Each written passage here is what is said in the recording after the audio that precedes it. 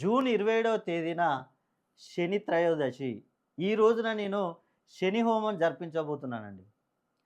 ఎవరెవరికి ఏ రాశుల వారికి 12 రాశులలో ఏ రాశుల వారికి ఏ శని నడుస్తుందనేది ఒక్కసారి చూడండి ఇక్కడ. కుంభరాశి, మీనరాశి, మేషరాశి ఈ 3 రాశుల వారికి ఏలినాటి శని అనేది నడుస్తుంది.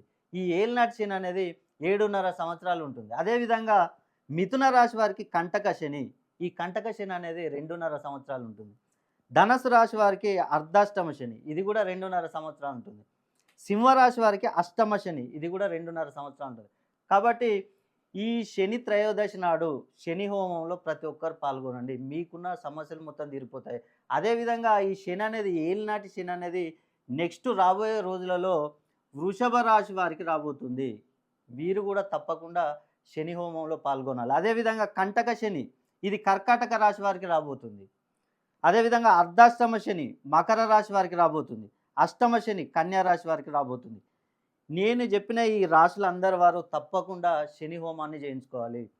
మీ పేరును మరియు మీ గోత్రాన్ని కనుక పంపించినట్లయితే మీ పేరుపై వీడియో తీసి మీ అందరికీ అందజేస్తాను. అదేవిధంగా మీకు ఫ్రీగా ఒకటి శనిమణి లాకెట్ను కూడా అందజేస్తాను. కాబట్టి మీకున్న ఈ శని హోమం జరిపించుకున్న రాశుల వారందరికీ మీకున్న రుణ బాధలు, ఎన్నో సంవత్సరాల నుంచి అప్పులపాలై రుణ బాధలు పడేవారికి ఈ సంవత్సరం ఉపశమనం కలగనుంది. అదేవిధంగా సంతాన విషయంలో ఇబ్బంది పడేవారికి సంతానం కూడా కలుగుతుంది. వివాహ విషయంలో ఎన్నో సంవత్సరాల నుంచి పెండింగ్లో ఉంటాయి వివాహాలు, అలాంటి వారికి వివాహాలు జరిగే అవకాశం ఉంది. అదేవిధంగా ఉద్యోగం కోసం ప్రయత్నం చేసేవారికి ఉద్యోగాలు కూడా లభిస్తాయి.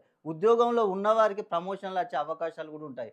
కాబట్టి ప్రతి ఒక్కరూ ఈ శని హోమంలో పాల్గొని మీకున్న సమస్యలు మొత్తం తీర్చుకోగలరని నేను తెలియజేస్తున్నా. అదేవిధంగా ఒక్కసారి మీ డేట్ ఆఫ్ బర్త్ను అదేవిధంగా మీ పేరుని నాకు పంపించండి.